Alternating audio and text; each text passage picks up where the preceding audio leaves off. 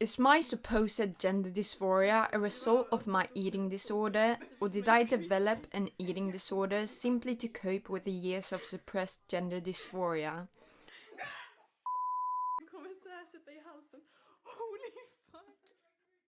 Disclaimer: mentions of disordered eating, restrictive eating, dysphoria, and fat phobia.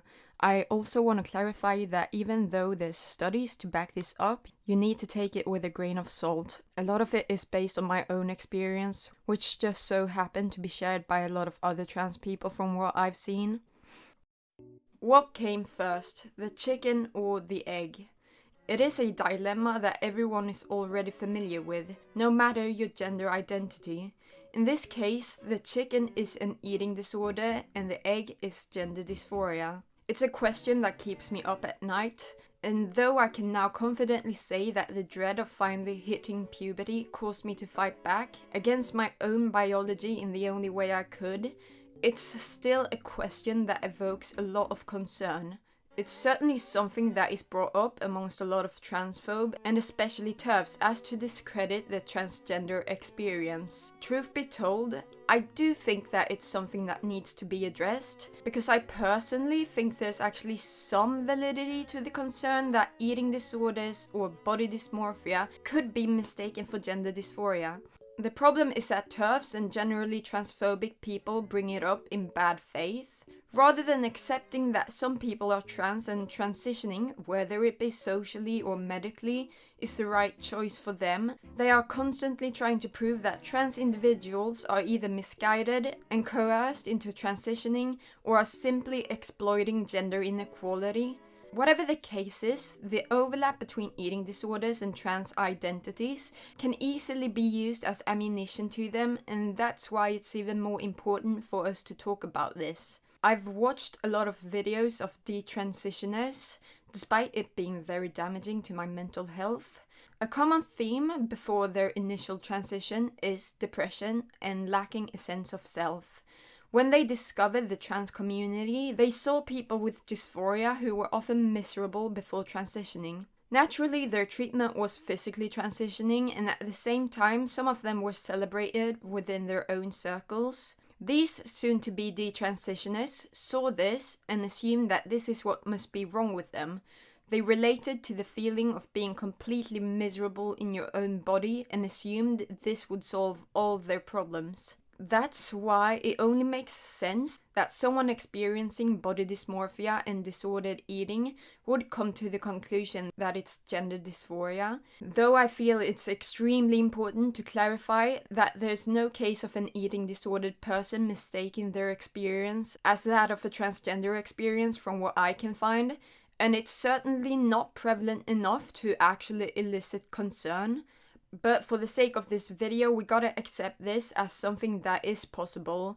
Because, I guess it makes sense, yeah?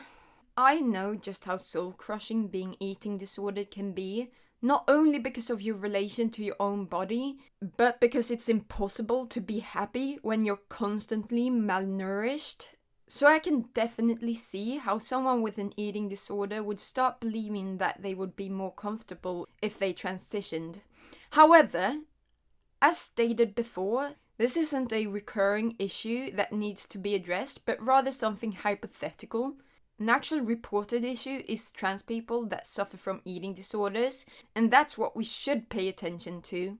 In a survey published in the Journey of Adolescent Health, they found that, quote, 15% of transgender surveyed reported an eating disorder diagnosis within the last year, compared with the 3.52% of cisgender sexual minority women, 2.06% of cisgender sexual minority men, 1.85% of cisgender heterosexual women, and 0.5% of cisgender heterosexual men, unquote. I'll link an article in the description for anyone interested. That being said, all of our experiences are completely unique, and if you're hoping for a definitive answer to the question, am I really trans or do I just hate my body? I'm sorry to disappoint you, there's nothing that is applicable to every single person, even if that would make everything so much easier. What I can say, however, is that if you identify as another gender than what you were born as, and that's what makes you happy, then you're trans. No matter how you feel about your body. But if you're here because you're trans and eating disordered, I want you to know that you're not alone. There's nothing wrong with you. I've been there, I am there. For those of you who don't already know me, I'm Mylle and I'm non-binary. Dare I say mask? If you're feeling bold, you might refer to me as trans mask. Most notably have I always suffered from gender dysphoria when it comes to my body. That's not everyone's experience with transness, and I wouldn't even say that bodily gender dysphoria would be necessary to develop an eating disorder as a trans person, but it plays into my own experience and I can only speak for myself. As you probably already guessed, I was diagnosed with an eating disorder. More specifically, I was diagnosed with anorexia at the age of 10. I reached a point where I was dangerously underweight. Not that eating disorders are always visible. You can struggle just as much while either staying the same weight or just fluctuating drastically. At the end of the day, it's what's going on in your head, and no matter your weight, you're worthy of help and should be taken seriously. Another exclaimer, I'm in no way professional when it comes to eating disorders. I'm just an idiot online that knows how to Google. But what is the correlation between EDs and trans identities? Well, first off, we need to address the cause of EDs before we can go into more detail. And truth be told, we don't really have an answer to that, which is applicable to every single person. It's complicated, y'all. What we do know, however, is that one might develop an eating disorder to cope with trauma. We all have different coping mechanisms, and an effective one is to put all focus on one thing. If you keep your mind occupied, you won't have time to think about whatever it is you're trying to suppress. What you need to understand is that eating disorders aren't simply that you don't eat enough. It takes up your entire life. It will dictate your social life. You need to plan your next meal at the same time as you avoid arousing suspicion. You don't have energy to hang out with people because the little you eat is used up while doing the most basics of tasks, and then you're done. It's not natural. Your body wants to eat. It needs nourishment, so of course its response is going to be hunger, and you won't be able to think of anything other than food. It's an evil circle, but it serves its purpose. That's why it only makes sense that trans people would be more likely to develop eating disorders. Though being trans doesn't have to be a terrible experience, it's unfortunately the case for many of us, seeing as how it's treated in society. Whether you personally were discriminated against because of your trans identity, or because you grew up hearing the horrible way people often talk about transgender people before you even had come out or even accepted your identity in the first place, it can be traumatizing. You can't control what people are saying about you, so you cope the only way you can, by putting all focus on something you actually can control. I mean, wow, who would have thought that people don't starve their bodies simply because they're vain and want to be skinny models? It's about the feeling of being in control of your own life, and that does actually tie into your own body perception, but not in the way you'd think. The biggest misconception is that an eating disordered person is someone really thin who looks in the mirror and sees themselves as overweight. In my experience, that's often not the case. They know exactly what they look like. The fixation on weight is only smoke and mirrors. It's often not about your weight. To some, it's the trophy they get that proves just how disciplined they are. To others, it's a way to raise concern. They need their appearance to match their inner turmoil to finally grab attention. If they starve themselves to the point of looking visibly sick, then maybe someone will finally take them seriously. Personally, this is something that kind of played into my eating disorder. Then again, I want to clarify that eating disorders are very complex, so don't take my word as gospel. I'm sure that there's people watching this with a completely different experience with disordered eating, or know someone that does. I used those examples so that I could compare them to another common trans experience, which has to do with gender dysphoria.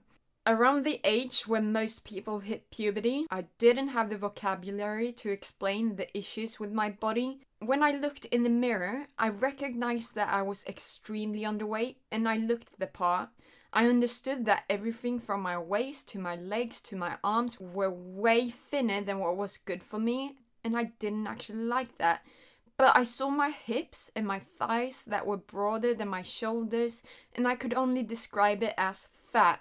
What I actually meant was that I hated my body proportions. I wanted a more masculine body, but I couldn't communicate that. I was told that it was simply my eating disorder talking, and once I'm cured, I will stop hating my own body, and I truly believe that at the moment.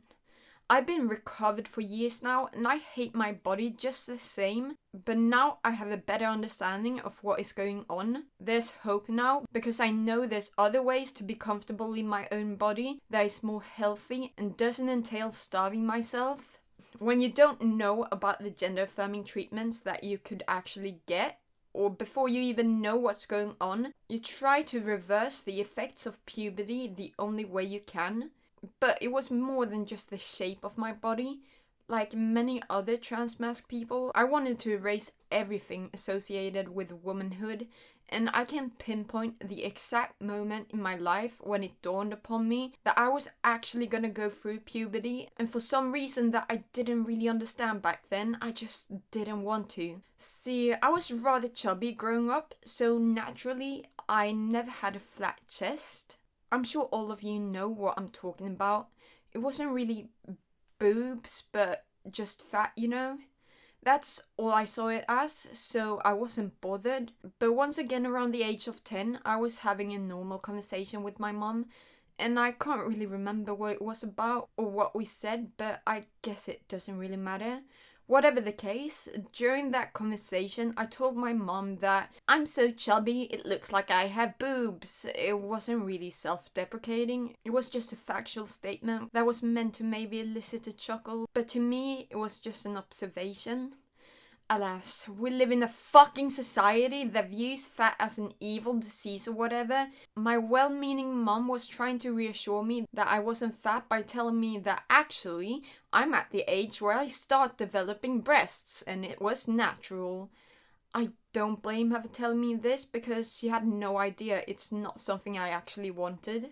I mean, she was right. It's something that does happen around that age, and if I would have been cis, then I think it would have been something positive to bring up in a casual way without making it really weird. But I'm not cis, I'm trans, and I didn't want to develop. And whether or not this conversation would have taken place, I would have faced the reality of my situation sooner or later. It's simply ingrained in my memory as the exact moment I realized I had to do something before I developed the devil's cushions. The booba, the hunkers, the mommy milkers. I probably scared off half of my trans audience with that, I'm sorry. But yeah, gradually I began restricting my food intake. It started with me just cutting out sweets and ended with me having to visit the eating disorder clinic early in the morning at least once a week. It wasn't fun, and to this day, like 6 years later, I can't drive past the building without getting overwhelmed with anxiety. Anyways, don't take my word for it, since I'm in no way a medical professional. I keep repeating that, but it must be said. I was simply a child, and I had to have this explained to me by my mom, so I could be wrong. But one of the criteria to be diagnosed with anorexia was that you missed a certain amount of periods.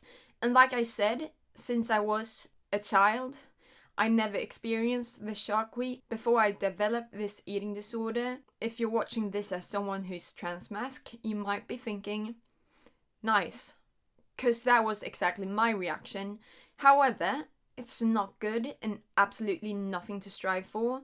Most healthy bodies with their uterus menstruates, I think. I know it's absolutely terrible, and not in the way that cis people would think. It's not a case of cramps or mood swings. A lot of people like me hate it because it's something associated with womanhood. It's not all just an inconvenience, alright? So I don't want to see anyone saying that everyone hates periods anyways, even cis women. Do not downplay dysphoria, y'all. Me being a literal child, I kinda just ignored the downsides, and I was happy that periods wasn't something I was gonna have to worry about. Though it wasn't my main motivation, it certainly was a reason for me to maintain my malnourished state.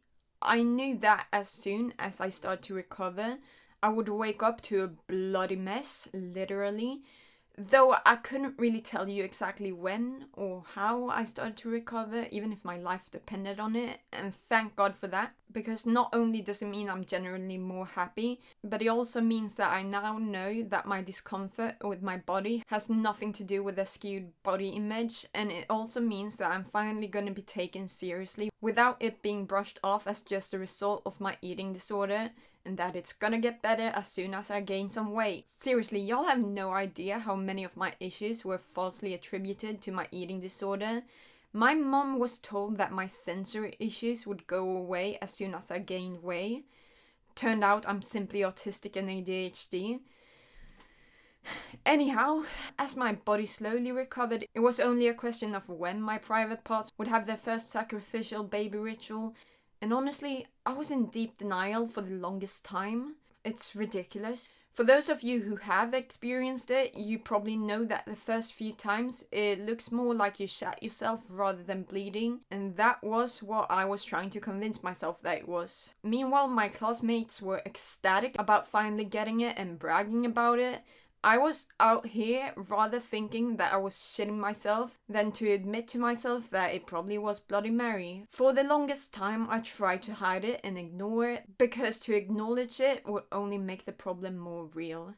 Just like my chest. Eventually I just came to accept it as something that happens, and that's why I don't have much of a problem talking about it right now. Still, I'm certain that's not everyone's experience. There's probably a lot of trans-masc people that are always gonna get super dysphoric about it, and that's why I'm not gonna sit here and say, well, if you just think of it as something that isn't inherent to female bodies, then maybe you wouldn't be dysphoric. I don't know why I'm not uncomfortable about it now, but I guess I'm just lucky like that. When it comes to chest dysphoria, on the other hand, I'm dying inside. But yeah, my point is that an aspect of eating disorders amongst trans people is the attempt to control your own body, such as the shape and other functions that are undesirable. While you might get your wanted results, it's terrible for you in the long run. Now you might wonder what the proper way of treating an eating disordered trans person is. Well, this should be obvious. But whether you're cis or trans, there's not one treatment that works every time despite the circumstances. A treatment plan must be tailored to each individual, and it just so happens to be that professionals advise that both gender dysphoria and the ED itself should be treated at the same time. I mean, come on, I don't have a PhD in psychology or anything like that, nor do I know about the quality of other treatment centers. Maybe I was just unfortunate enough to end up at a treatment center where they pretty much traumatized me, no joke. Their practices were questionable at best and downright abusive at worst, but like I always say, that's for a whole other video. But I'm pretty sure that just force feeding your patients so that they can gain weight without even trying to get to the bottom of why they developed an eating disorder in the first place, or even treat the mental toll it took on a person. You're not cured as soon as you've gained weight, and you're not healthy just because you're at a quote-unquote normal weight. I reckon I would have gotten farther in life if only we could have sat down and discussed just why I'm dissatisfied with my leg and chest.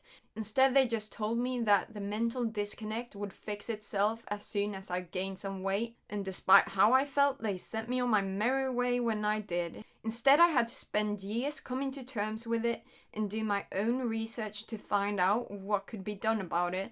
Everything from workout plans to diets, until I found out that there were possible medical interventions for people like me. I've seen people argue that the fact that someone has an eating disorder should be reason enough not to provide them with gender-affirming care, because their own perception is already skewed, and to do so would only be feeding into their delusions.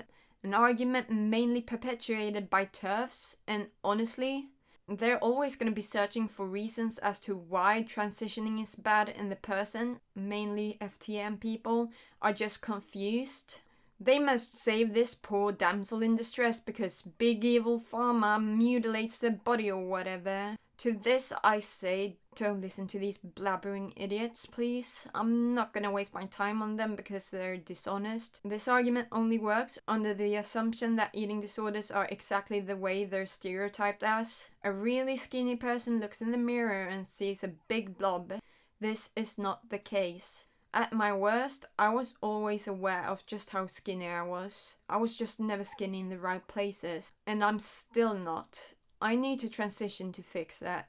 Not to say that there aren't any people mistaking body dysmorphia for gender dysphoria, but for now that's more of a hypothetical scenario, as I said in the beginning. What we do know is that trans people are more likely to develop eating disorders as a result of discomfort with their bodies. So to deny them treatment for dysphoria before they've recovered from an ED just isn't right when it's exactly what caused the ED in the first place. Communication is key, and treating the root of the problem is just as important as treating the more visible symptoms if you want a long-lasting effect. Eating disorders are something that is so personal, and I'm sure I was only scratching the surface of it. If you yourself have a different experience with something similar, or have something to add, you're more than welcome to do so in the comments. I read all of them, and I usually respond to them. Usually, I'm trying my best. Don't forget to like if you enjoyed this video or found it useful, and subscribe if you want more content in the future. You can also follow me on Twitter at Muggen Mylle. Anyways, that's all from me. Peace out, love you.